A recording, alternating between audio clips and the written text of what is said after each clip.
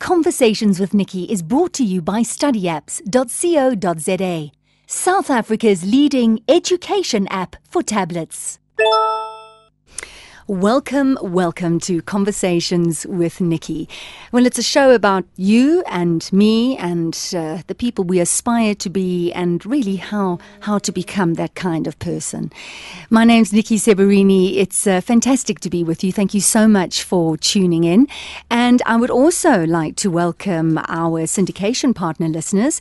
That's Kawi FM in Port Alfred, Eldo's FM in Eldorado Park, West Coast FM, Namibia, also 90.3 MC in Plet, Knysna FM, Wild Coast FM in East London, Bay FM in PE, and Chai FM here in Johannesburg as well. So, tuning in, you may have to, during the conversation, tune out, and that's not a problem because every show on Conversations with Nikki is podcast. Very, very easy. All you have to do is visit the website, www.conversationswithnikki.co.za. Incidentally, Nikki is spelled N-I-K-I, and you can catch all the podcasts there. And if you prefer, you can become a follower of the podcast. So you just click on the link to the podcast website and then become a follower, and then every single week the podcast will be sent to you. It really is as simple as that. Today's show is going to be very, very interesting, and we're going to be talking about challenging belief systems. Now, we all have a belief system, whether it comes from a political background, whether it's a religious background, socially, and the way we interact with people. Basically, it's the way we see the world. It's the way we interact with the world. It's the opinions that we have. It's the things that we do every single day. Perhaps you are acutely aware of what your belief systems are and what you can and can't do. And maybe listening right now, you haven't really thought about any stringent rules that you have or ways of being. But I just wonder, sitting here right now, how many of you listening have ever truly challenged your belief system?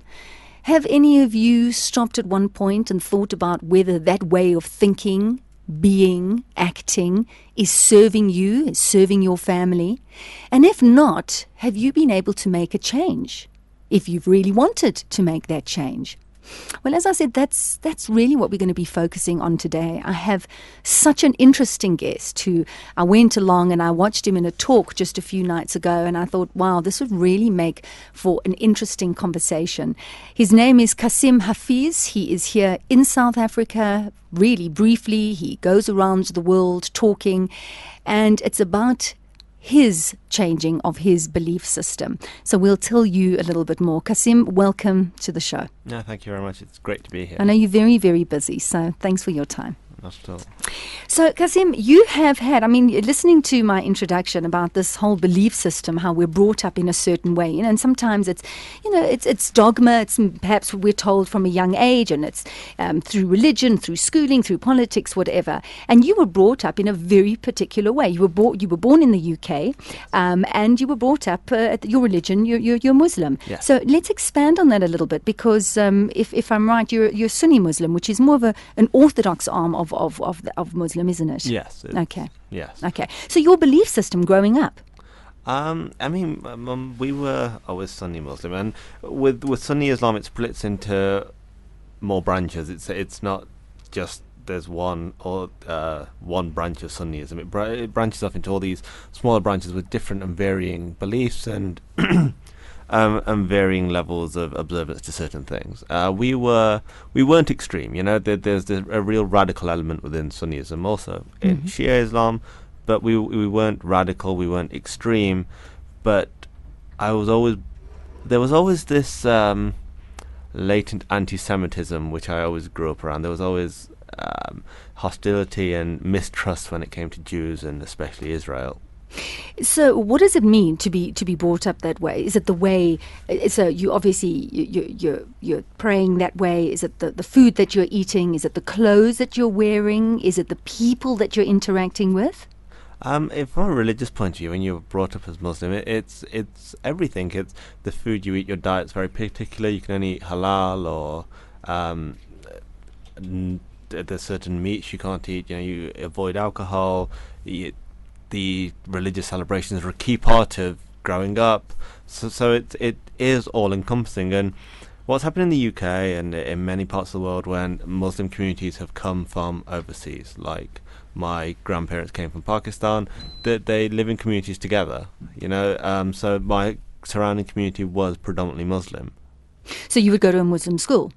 So you would only mix with Muslims? I went to a state school. Oh, interesting. Because at that time, we didn't really have any Muslim schools. I mean, in the UK, Muslim schools are very new, less than a decade old. So I went to a state school.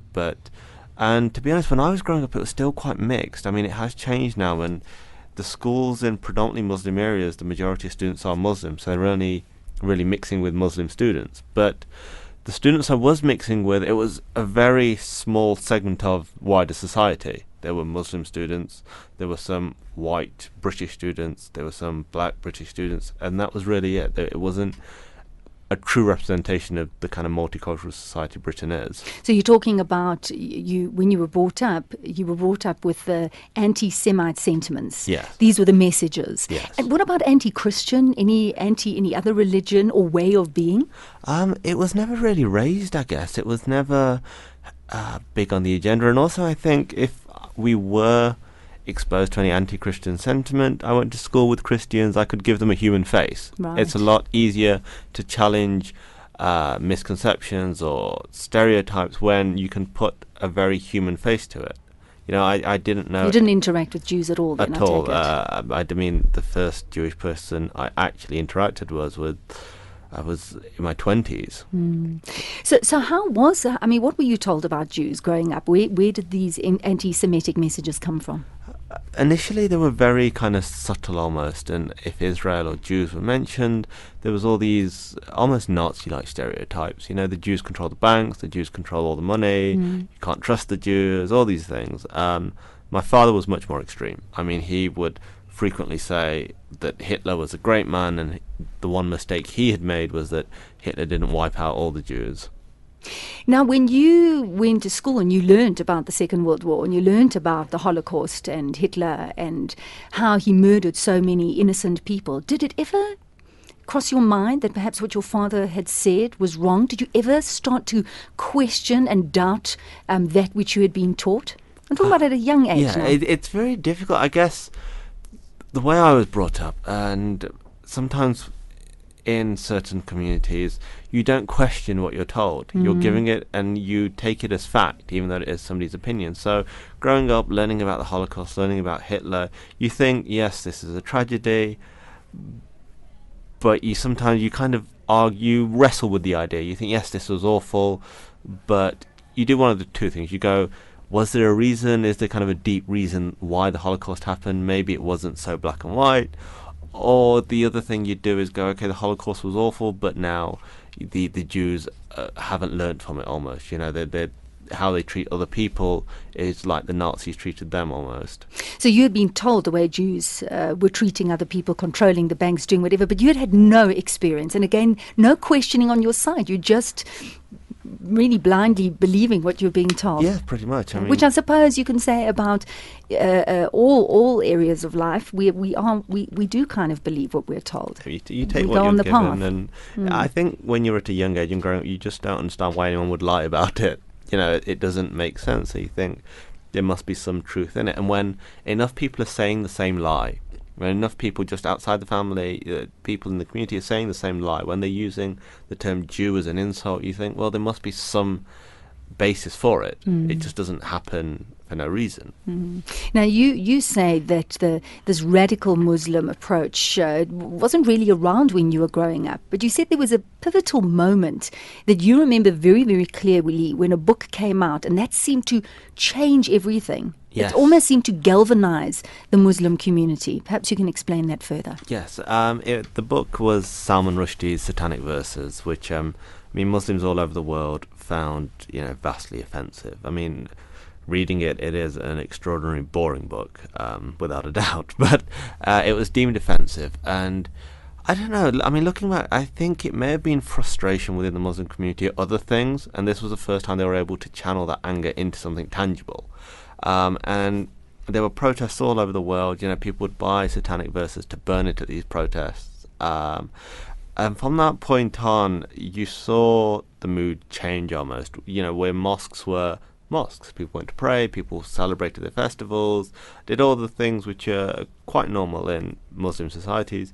They started to be this political voice emerging, normally externally, asking, okay, look, you guys pray and you guys fast and you do all these things, but what are you actually doing? Look at what's happening in Bosnia, in Chechnya, in Kashmir, in Palestine. What are you actually doing? And it was that was accompanied by this use of very graphic imagery of dead children and so on, which you were constantly bombarded with.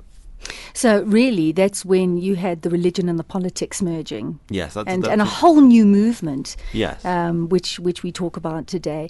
We're going to take a very quick break, and we'll continue with that because I want to know from you how that affected you. Growing up in a Muslim family, as you say, with these quite radical beliefs passed down from your dad, and of course you continued on that path. So we'll continue with that. And if you have just tuned in, welcome. It's Conversations with Nikki, and I'm Nikki Seberini, and we're having a very interesting conversation with Kasim Hafiz, who is here visiting South Africa, sharing his story with us.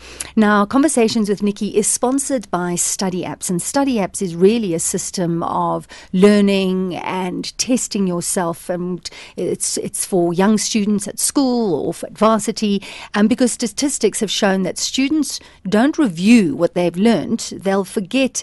If they don't review it, they're going to forget 70% within an hour and 84% within 48 hours. And apparently, the key to effective long-term learning is testing, and that's what Study Apps is all about. They are the market leaders in revision and test preparation. It's about studying smarter, not harder. So if you're interested, go along to their website, studyapps, one word, .co.za. That's studyapps.co.za. And a reminder that if you do have to leave this conversation for a while, every conversation is a podcast. You just need to visit the website Conversations with Nikki, and the podcast will be there. So Kasim, we were up to a point, you said, growing up in the UK to Pakistani parents and being quite growing up Sunni Muslim, I beg your pardon, and saying that reading the book of the satanic verses changed everything and seemed to galvanize the Muslim society. And that's where you had the crossover, very much, well, we could say in the UK and other Western parts of the world, where you had religion and politics merging. So how did this affect you personally?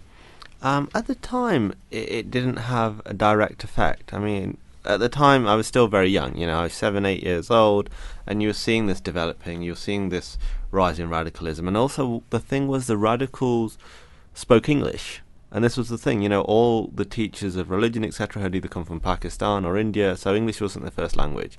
So these guys were coming with this political message, melding it with religion, and they were speaking English. But again, it didn't really mean that much to me. It was something in the background. Mm-hmm. The real change for me happened was when I went to Pakistan in 2000 on a family holiday to visit family, when I was confronted by these images of violent extremism. A terrorist organization which is quite popular in that region at the time were glorified. There was this huge imagery all over the place.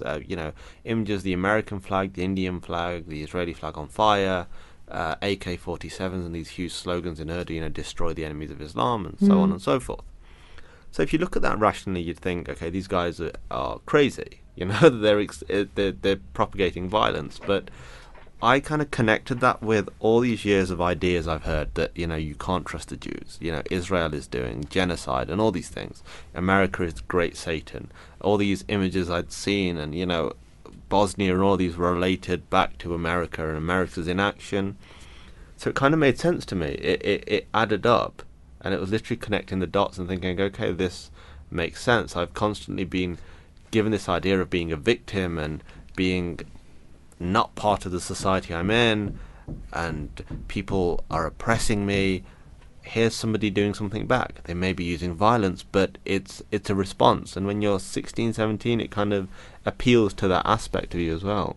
I find it so interesting. You talk about if you look at rationally, you see it for what it is. But being where you were, you had a completely different response to it. I mean, would you say that you were violent at all growing up? Did you have any type of violent thoughts growing up? Was there violence around you? No, not at all. I mean, I had a temper like any kind of teenager. Young teenager. Yeah, exactly. But no, I mean, there wasn't any real violence at all. That I think of, the odd fight in the school playground was as kind of violent as it got, I guess. And yet, when you thought about being Muslim and being the underdog, so to speak, you realize that perhaps a way through would be with using violence. Well, yes. I guess was it just a concept in your mind, or was it something that you actually would have considered doing? It was something I did actually consider many years later. I was well on that kind of path because it made sense. I know, as crazy as it sounds, it made sense because all I've been confronted with over the last few years are these graphic images of violence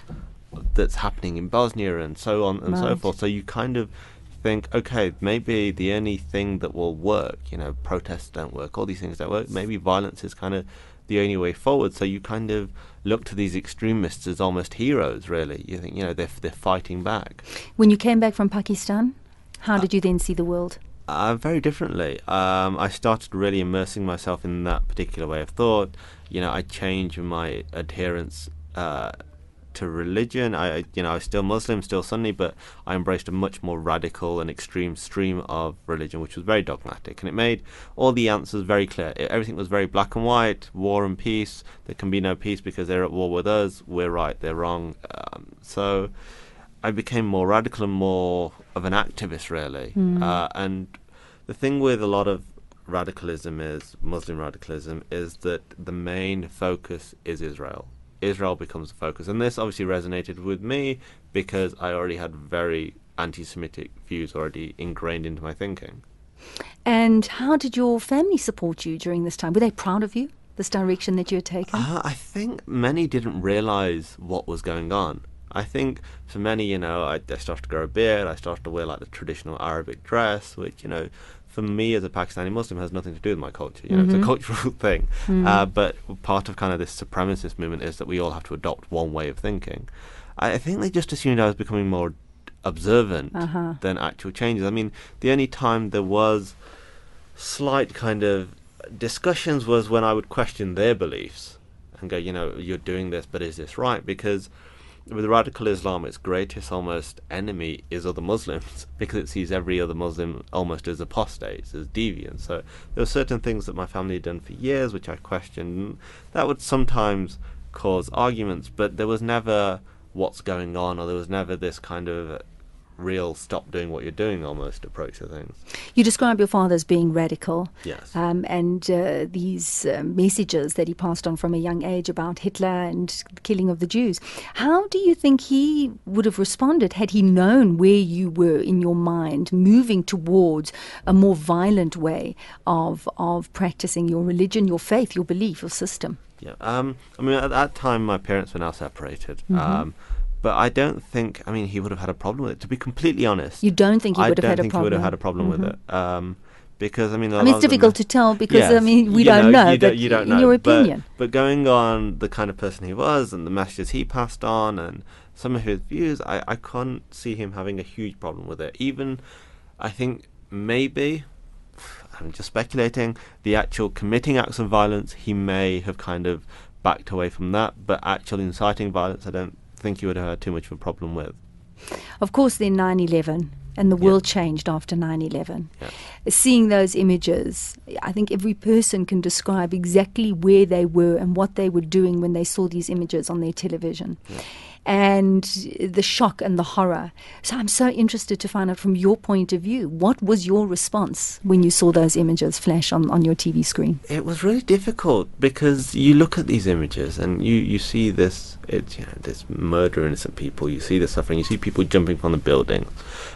But the victim mentality is so ingrained in you, you turn it back onto yourself.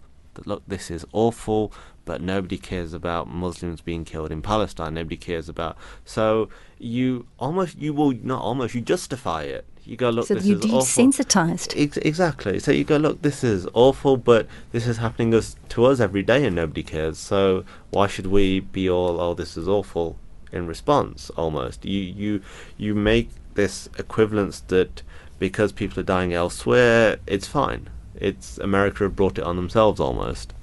And as I said, the world changed completely. And Yeah. I think the Western world in certain countries turned their back on Muslim communities. And Muslim communities suffered greatly because of that. How did it affect your life living in the UK? I wouldn't say too much. I mean, there were two things that happened. There was people became very wary of the Muslim community because, I mean, for a long time the Muslim community had just existed. Nobody really paid much attention. There was a sizable Muslim community in Britain, and that was it. I think it made me more radical to an extent because you saw people looking at Islam, and then these movements started off slowly in some countries that, Islam is a religion of terror, so it makes you more radical, right? Radicalism just breeds more radicalism, and that really happened. But day to day, I wouldn't say there were any huge changes. The changes that were happening were in my mind. They were paranoia. There was paranoia that everyone has it in for us almost.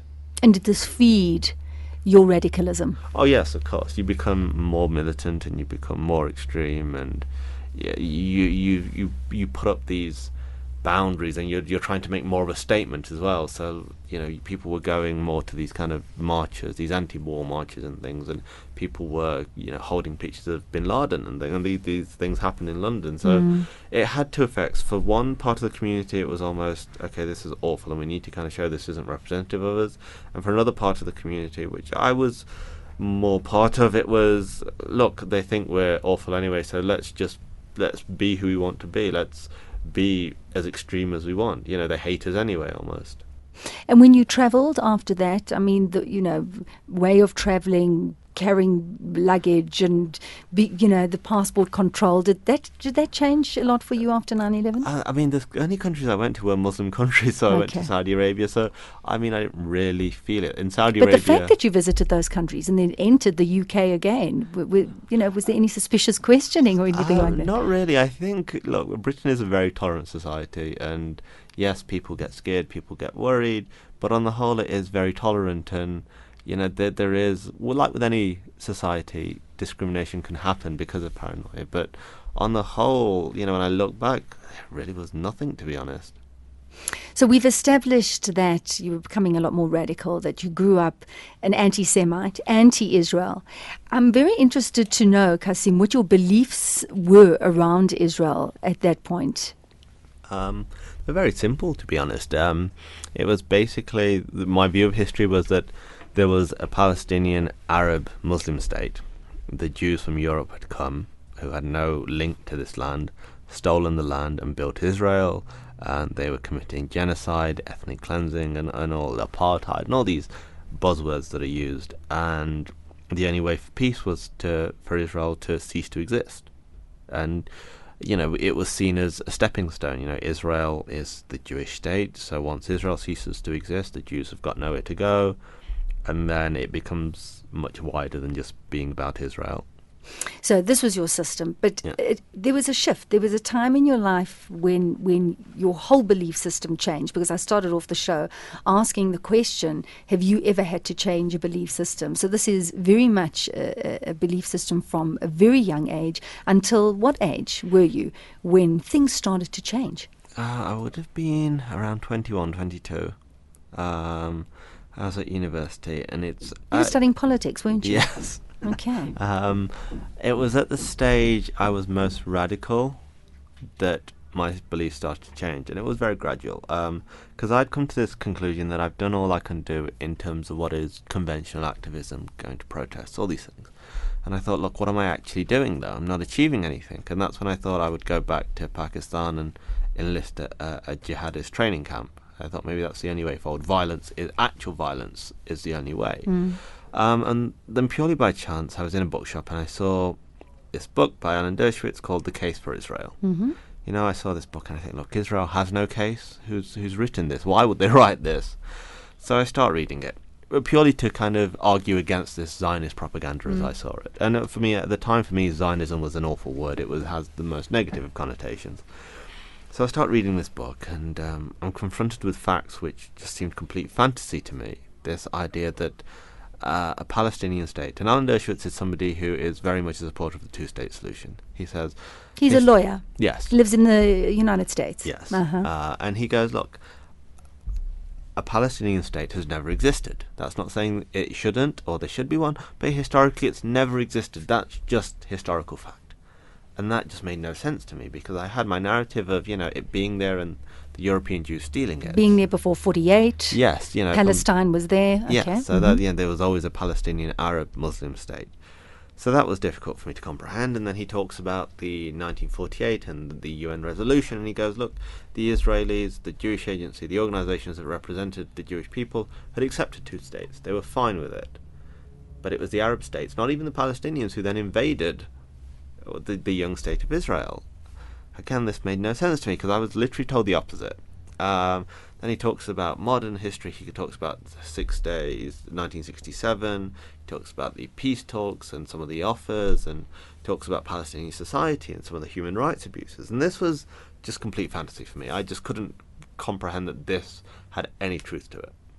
Not at all. I just was refusing to accept it. But you continued reading. Yes, I don't know, maybe curiosity. Curiosity. And you're kind of just thinking... The cheek of this person yes, to exactly, put these points forward. Yeah. So when I finished reading the book, I thought, look, I need to disprove this. It's going to be really easy. I can debunk all of his arguments. So I thought, look, a week of research, a few books will be fine. A week then turned into a month then turned into a year, and a year turned into almost 2 years. What kind of research were you doing? I was reading almost anything I could get my hands on, be it supportive of Israel, anti-Israel, somewhere in the middle. Even, I realized that my knowledge was so weak and non-existent to the Middle East. I was even reading encyclopedia entries on Israel, on Jerusalem, on the land of Israel, just to kind of understand. I knew nothing. I mean, I didn't... When he writes about the Jewish connection to Jerusalem, I mean, looking back, that's something very basic. When you study religion, it's something very basic, but it's something I knew nothing about. Mm-hmm. So I was trying to get some perspective, and I thought, look, fact is on my side, history is on my side. I'll be able to disprove these arguments quite easily. I just find it so interesting, because we see the world the way we want to see the world, through the belief system and through the filters that we have. So I find it interesting that through all the research, you were still able to remove yourself. I don't know how long it took you to remove yourself and then go, hang on, let me be the unbiased spectator and now go through this information again. Did that take a long time to get to that point? It was very difficult. And even when I'd reached this point where I really wasn't sure, it was the point of not being sure was really me not accepting the changed reality, the actual reality. And at that point, it's when it became very difficult, because I suffered from this awful period for almost 2 months of very deep depression. Because it's very difficult to have a belief system that you're ready to die for, and then you're seeing it slowly erode. You're seeing it slowly erode, and you're seeing that it's built on lies, really. But it's still very difficult to go, okay, I was wrong. Sure. And that's what then prompted me to go to Israel. I thought, look, I need to get some closure on this once and for all, because this is, my hatred of Israel was an obsession. It was consuming so much of my time and so much of my life.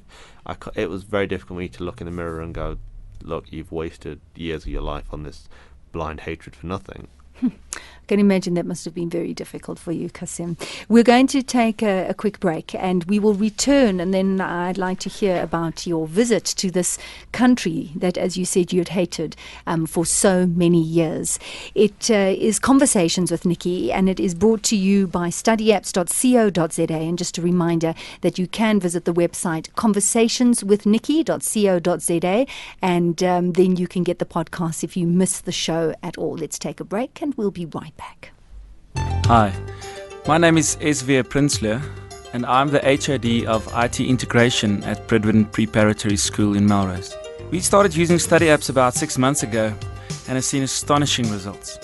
we were quite amazed to see how quickly the kids have been able to use study apps and the benefits it has shown with regards to reinforcing what they've already learned inside the classroom. I would highly recommend study apps for any school. Studyapps.co.za. Welcome back. Conversations with Nikki. I'm Nikki Seberini, delighted to be with you, and thanks so much for tuning in. Such an interesting conversation we are having. It's about our belief system and challenging belief systems, and we all have a way of looking and interacting with the world and with one another. And I started off and I said, have you ever got to a point when you've challenged those belief systems? And if so, how have things changed for you, and what did you go through?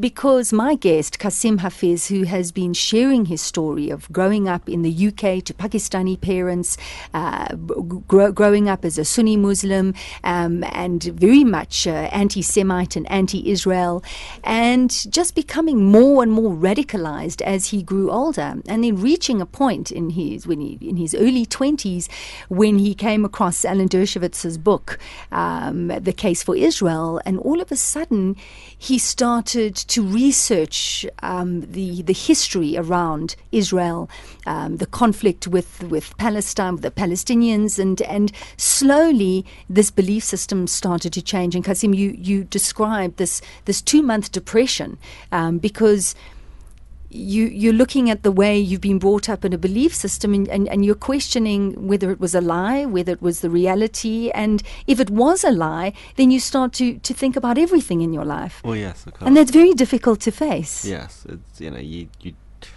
how do you kind of put that into context of kind of it's very difficult to just carry on as everything's okay when the very foundations that literally your kind of life have been built on, you're not really sure of them anymore.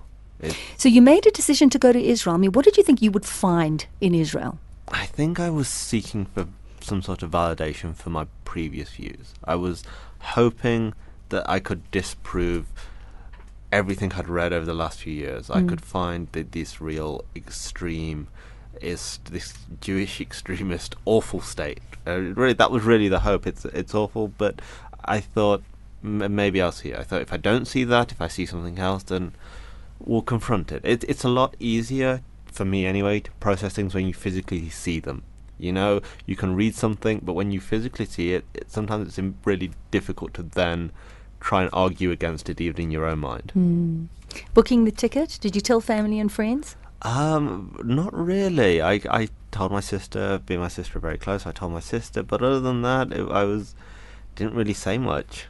You just went in. Yes. And what was it like? Describe entering Israel, this country that had held so much hatred for you for so long. It was very surreal, to be honest, because look, when we talk about apartheid, the what you think of is South Africa. You know, you think of South Africa because that was a real example of apartheid, and this slogan "Apartheid Israel" has been thrown out for so long. So that's what I was looking for. So I'm looking for separation. Yes, Arab-only bus stops, Jew-only restaurants and all these things. And I'm seeing the opposite, and that was difficult to comprehend. But you think, okay, maybe, it's not so brazen. Maybe it's slightly hidden in society. So I think, look, I'll talk to people, and in Jerusalem they've got the main market, and it's very crazy. There's all sorts of people. You see such a diverse cross-section of society. You see Christians, Muslims, Jews. I mean, Christian monks, and that was very strange for me, just in its own right. So I started talking to people. Somebody who was very noticeably Muslim. He was with his wife, who had a headscarf. I started talking to him. I did this awful thing, and I think maybe very British. Of it must be very awful for you living here. This really condescending kind of statement. And he looks at me and he goes, "Look, what are you talking about?" And I repeat it. I think maybe he's not understand what I said. And he goes, "No, look, really, what are you talking about? What do you mean?" I went, "It must be difficult for you. You're an oppressed person," and all this kind of spiel I rattle off. And he goes, "Look, are you trying to tell me that in Great Britain everything is fine? Are you trying to tell me in England every minority community is completely fine? There aren't any problems?" And firstly, I mean, that kind of took me by surprise. It's like, well, no. But he goes, "Look, it's not, for me as an Israeli Arab, are there some issues in society? Of course. but are you telling me there are none in Great Britain? I was like, okay, look, fair enough. And he went on to explain, he went, look, this is my home. I'm Israeli, my family live here, they've always lived here, I'm very proud of living here. It's democratic, it's free, I can practice my religion.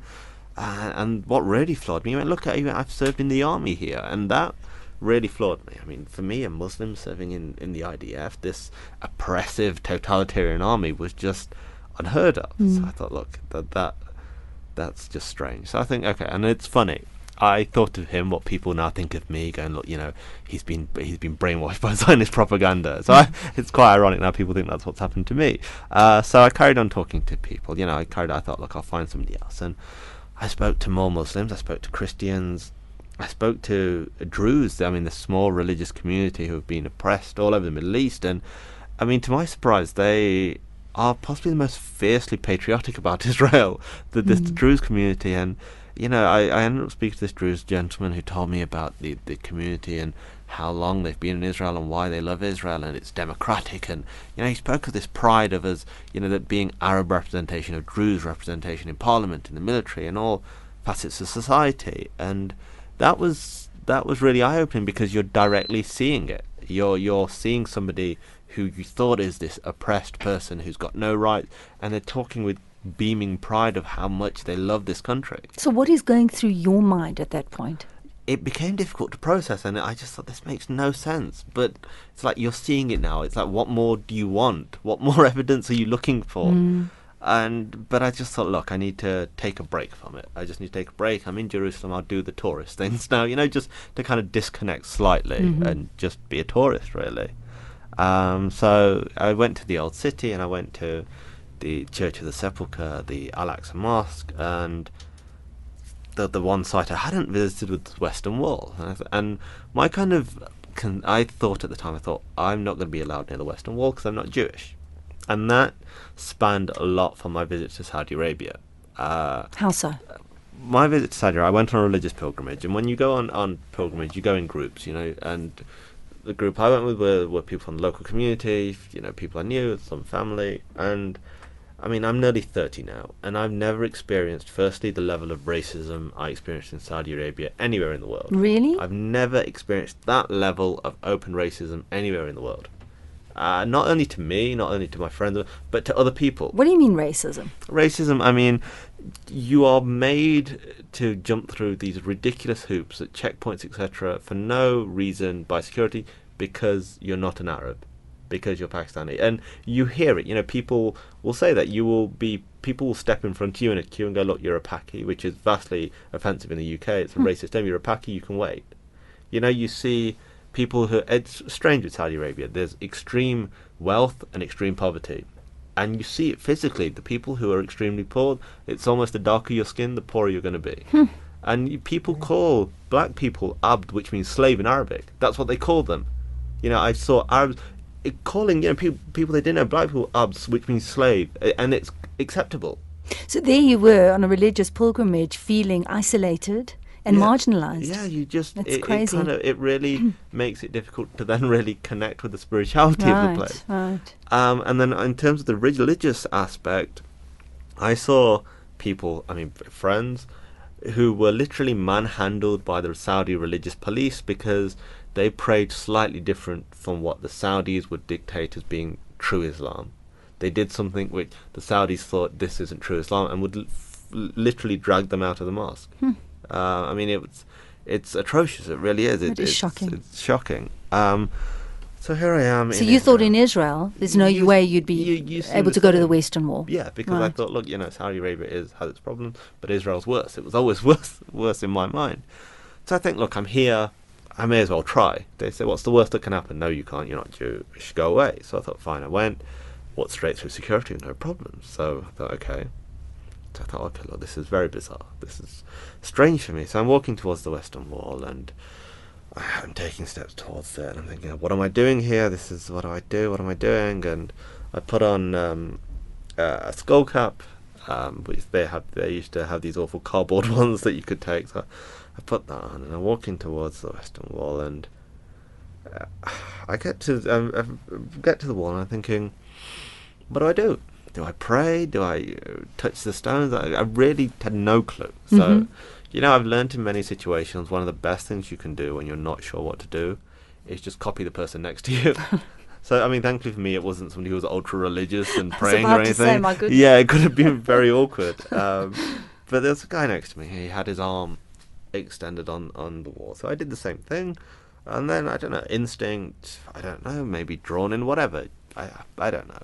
My forehead eventually was against the wall, and I closed my eyes. And, without sounding too cliche or too cheesy or too corny, it was almost a eureka moment. It's when I was able to kind of process all my thoughts together. What I've seen, what I've heard, who I used to be, how I felt, and this new reality. And it was that moment when I went, I'm wrong.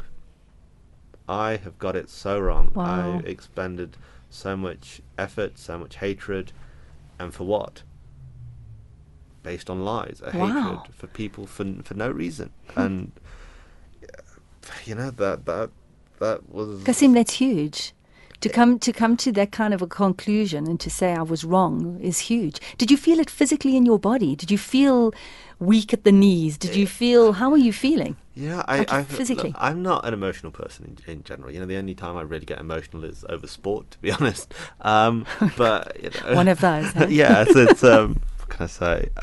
But I actually cried. I just couldn't. It was almost all this frustration, this anger, this misplaced anger, bursting to the surface, and I just couldn't control it. And I burst into tears, and it's actually quite interesting. I was walking away from the Western Wall that day, and as you come to the Western Wall, before the actual area, there's a table, like an information desk, and crying, and I was walking past, and the chap at the desk, who's quite orthodox, I look, are you okay? No, I'm fine. He went, it's quite an experience. I went, look, I'm Muslim, this is new for me. He went, look, you're in Jerusalem, this is everybody's home. And, it was kind of like... Is that what he said to you? Yeah, it's kind of, it's... Sometimes people are there at the right time, right time, right place. And I kind of walked away, and I realised, for me, the need for change, really. A eureka moment usually is something that you want to share with a whole lot of people. It's like, I've seen the light. Yeah. Or I'm putting to bed certain ideas, and I'm opening up a new door and new experiences. And there you were, alone in Israel, surrounded by Jews, people who you had really never come across your entire life, people you had loathed and feared, I suppose. Yeah. So where did you go to from there, walking away with this change in your core belief system? Yeah, I think I did something which I can only say is very British. I found somewhere to have a hot Don't drink. say a cup of tea. They didn't have tea, so I had to go with coffee. I did something very British, and thought, look, I need to sit down at a Branch of Aroma and kind of process this. And I thought, okay, look, I realised that Israel is not this evil state. It is a democracy. It is, it has many of the freedoms which I hold dear as being a British citizen now. What I really love about Britain, Israel has those same values. So I thought, let me get to know this place. Let me go to know Israel. Let me see the history. Let me travel around, and I need to go to the Palestinian territories as well. I can't say I understand one side or think I understood one side. Let me go there as well. So I spent these next 2.5 weeks traveling around, speaking to people. And what was it like in the territories? It wasn't. Look, anybody will say to you that it's not perfect, but also the level that it's exaggerated to how much poverty and disastrous it is also vast. It shocked me, because I've seen poverty. I've seen poverty in Pakistan. I mean, I've seen even poverty here in South Africa. Some people living in these small huts and small kind of shanty towns, and it shocked me, because I thought I'm not, like I said, it's not perfect, but I was expecting it to be this human rights disaster. Right. And, I come across the National Bank of Ramallah, and it's this huge glass skyscraper, and it was very strange. And I think what really struck me was that people on the ground, the people I spoke to, felt that their voice wasn't being heard. They went, look, our leaders don't represent us. People who protest in our name, calling from boycotts and all these things, don't represent us. They may go disrupt a performance, then they go home. It doesn't change my reality. It doesn't give me more rights. It doesn't mean that the Palestinian Authority are going to allow me to travel freely, or I'm going to be able to do whatever I want. It's not going to stop them pumping out hate images on TV that my children have to watch.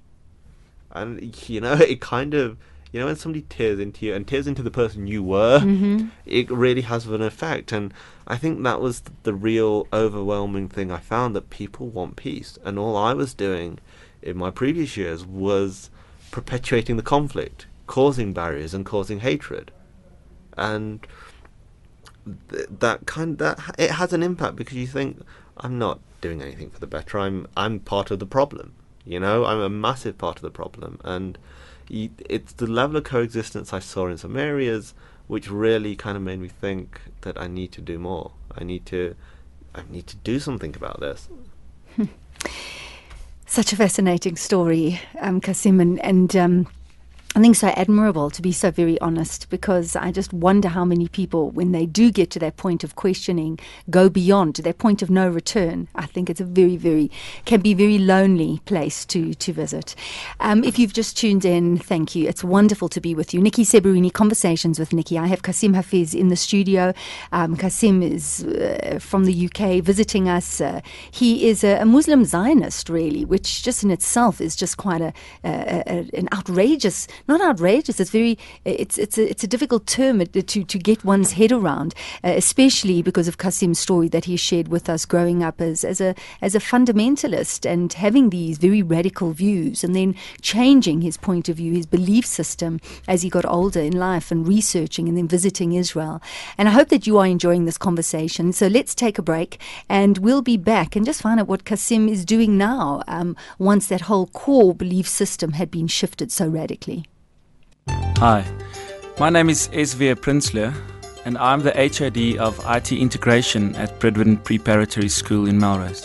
We started using study apps about 6 months ago and have seen astonishing results. We were quite amazed to see how quickly the kids have been able to use study apps and the benefits it has shown with regards to reinforcing what they've already learned inside the classroom. I would highly recommend study apps for any school. Studyapps.co.za. And Conversations with Nikki is brought to you by studyapps.co.za. Visit their website and find out more. I'd just like to take the opportunity very quickly to welcome our syndication partner listeners, Kawi FM, Eldos FM, Chai FM, West Coast FM, that's in Namibia, and 90.3 MC in Plet, Neisner FM, Wild Coast in East London, and Bay FM MP. Great to have you all on board. Every single show is podcast. Just visit my website, Conversations with Nikki, one word, Nikki spelled NIKI.co.za, and you can get all the shows. So if you have had to leave at some point and you missed out on some of the important parts of the show, don't fear, you can take a listen to those as well.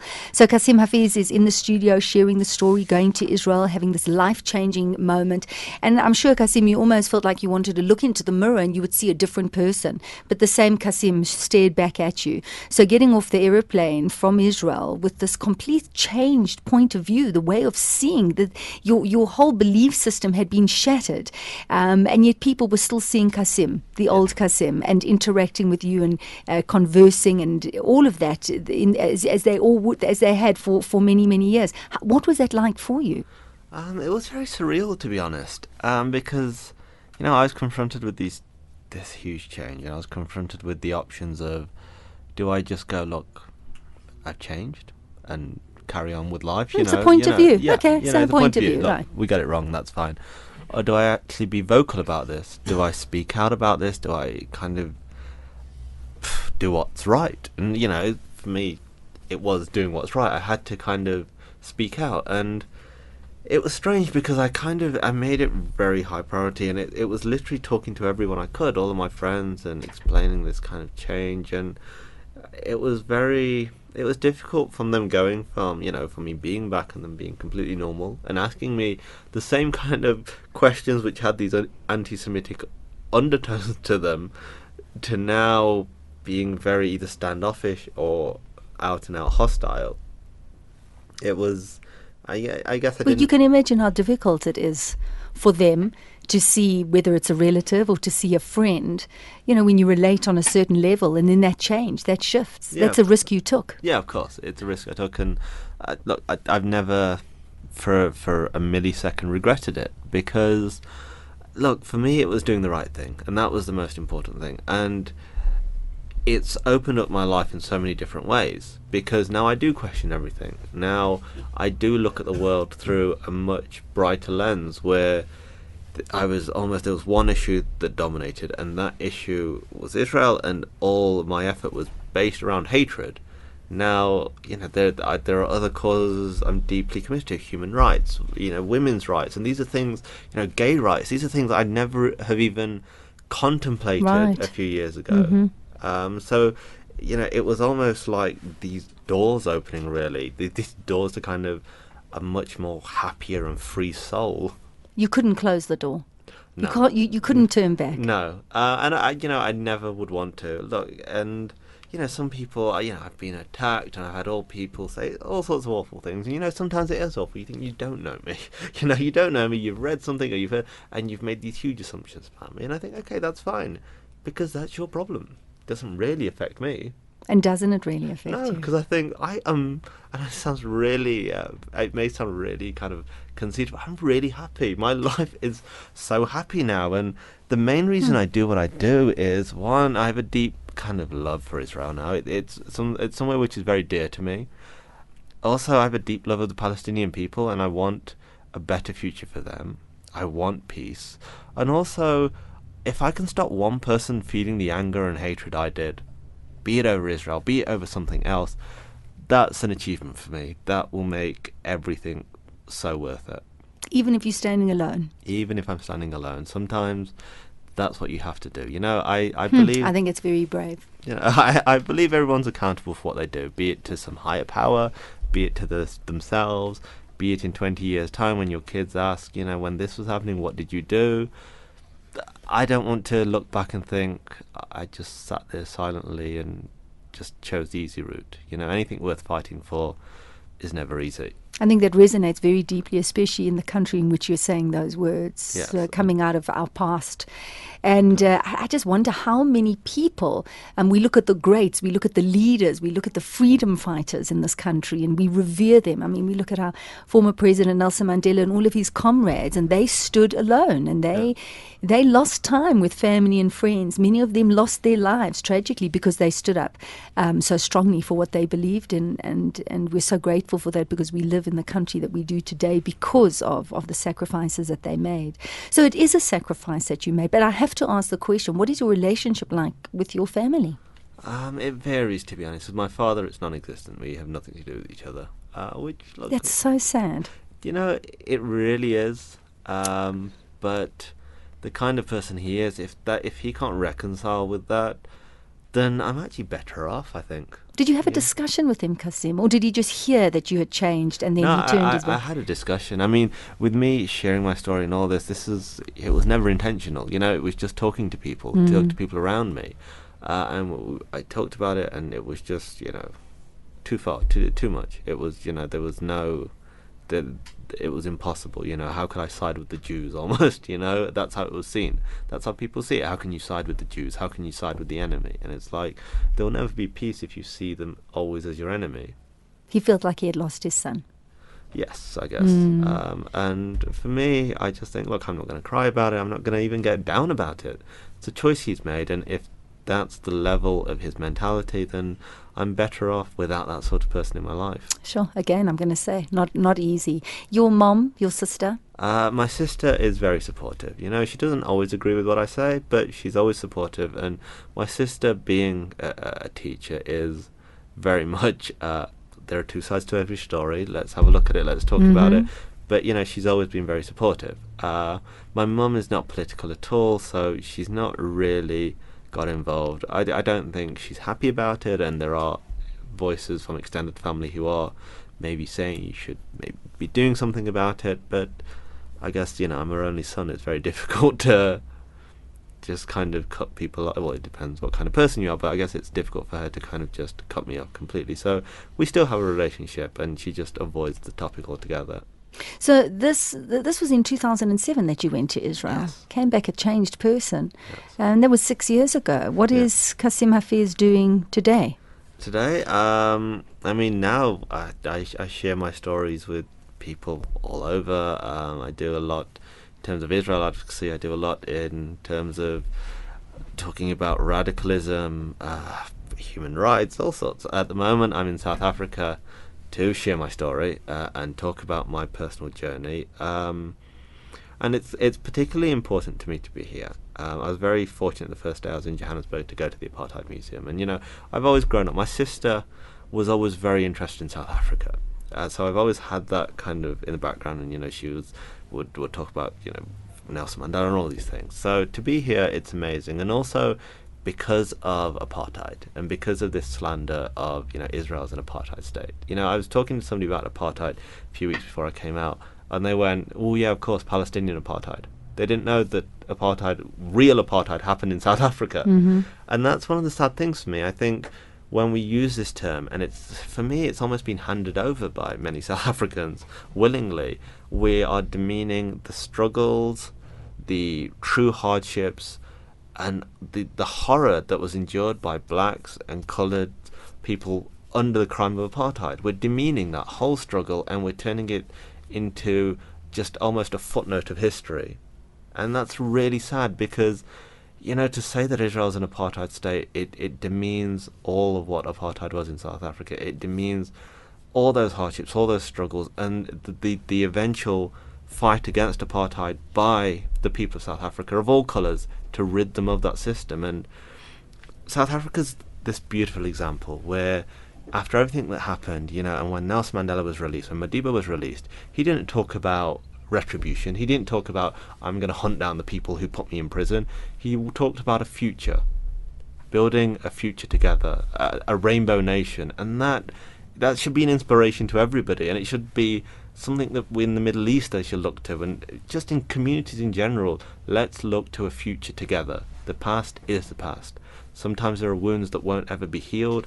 Sometimes wounds take time to heal, but let's look for a shared future of not tolerance. Tolerance is the bare minimum. Let's look for coexistence and mutual acceptance. You also in a country where you have huge advocates for the belief that Israel is an apartheid state. Yes.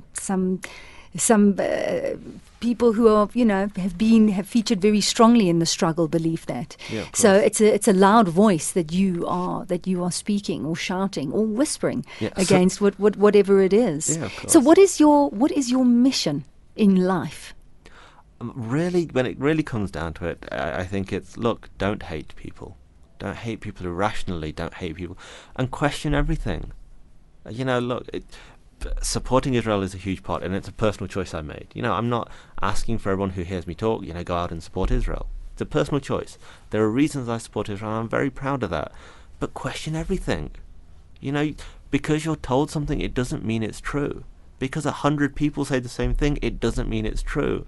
Because somebody went there, saw it, and comes and tells it you, doesn't mean it's true. Experience life. We live in an amazing and beautiful world, and I think one of the saddest things is we're not open to it. There are so many different cultures and so many different kinds of people and so many different kinds of beliefs. We sit in our own little boxes, and maybe it's easier. Maybe it's easier to see them as being over there and different and scary and weird. But that way we'll never ever have true peace among people. This community that you came out of, quite radical, spoke about violence. Do you ever feel that your life is at risk? Look, I've had threats and I've had people come up to me, but it doesn't bother me. I think the whole point of that is to cause fear. It's to make me stop talking. And I think if those kind of people are opposing me, I've also had things written about me, really awful things by far-right Nazi groups. And I think if they don't like me, I'm doing something right, If those at least they're writing about you, and then more people would listen to you. Maybe. So I think if they did hate me and they are writing all these awful things about me, then I'm doing something right. So it's almost a badge of honor, really. Well, Kasim, I think it's been such a wonderful conversation that we've had, and I thank you very much for taking time out. I know that you're flying all over and you're going to be leaving for Durban, and a fantastic message about seeing all and peace and acceptance of all, and to have the strength of character to change a belief system and to move forward and want to affect so many people in a positive way. I admire that greatly. Thank you so much. It's been fantastic. Thank you. Kasim Hafeez on Conversations with Nikki. I hope that you enjoyed it. And we all have our own belief systems. We all come from different places and we resonate with different things. And to come across someone who has the strength of character to stand up and move forward, I think is an example. However we want to include that in our life, what a fascinating story Kasim has. And I hope you enjoyed it. So if you missed any part of that podcast, at the show, it has been podcast, just go to conversationswithnikki.co.za. Nikki is spelled Niki. And yes, and also just a reminder that, of course, Conversations with Nikki was brought to you by studyapps.co.za. Until next time, have a great one and look after yourself. Goodbye. Conversations with Nikki was brought to you by studyapps.co.za, South Africa's leading education app for tablets.